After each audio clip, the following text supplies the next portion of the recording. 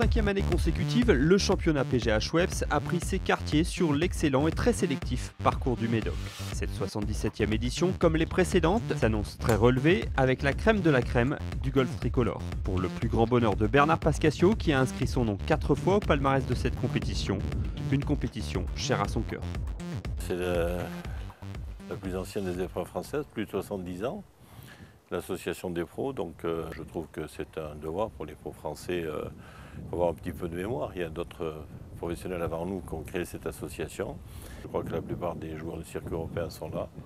Et tout ceci grâce à Raphaël. Je crois que c'est lui qui est le leader de cette opération depuis quelques années maintenant. Et chaque année, c'est de mieux en mieux. J'ai relancé, je ne suis pas le seul.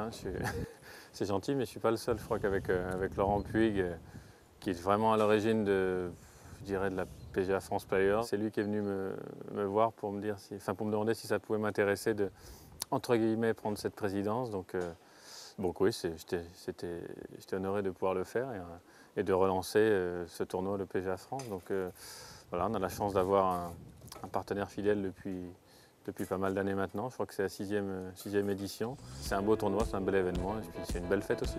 Depuis que Raphaël Jacquelin a décidé de remettre sous le feu des projecteurs ce tournoi franco-français, Grégory Avray n'a manqué qu'une seule édition.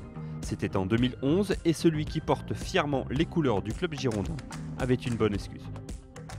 C'est une compétition qu'on espère tous louper parce qu'il y a le Masters en même temps, donc forcément Augusta, cette semaine de l'année est un peu plus agréable que le PGA Schweppes, mais le PGA Schweppes est un tournoi vraiment remarquable qui prend vraiment ses marques sur le calendrier français et qui me serait vraiment difficile de louper pour plein de raisons, et notamment celle de retrouver tous les copains, de jouer sur un parcours compétitif pour une super belle dotation avec un très très beau sponsor, Schweppes, et un golf magnifique qui l'accueille, le golf du Médoc, auquel je suis extrêmement attaché. Voir son nom figurer au palmarès de cette prestigieuse épreuve fait rêver les jeunes Français comme les plus expérimentés.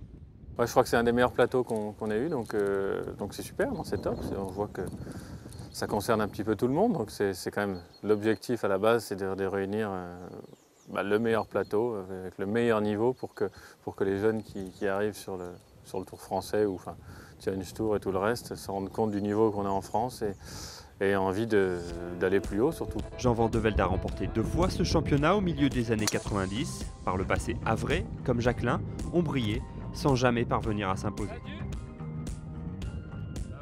Et il y a du monde, il y a des très bons noms, très beaux noms, mais il n'y a pas le mien.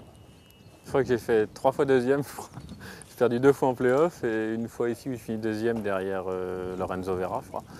Donc ouais, je me bats, c'est pour ça que je suis chaque année ici, pour gagner, essayer de gagner. Tant que je suis pro, en tout cas, j'essaierai de venir et gagner ce tournoi. Une anomalie que le Lyonnais espère bien combler en succédant cette semaine à Julien Guerrier.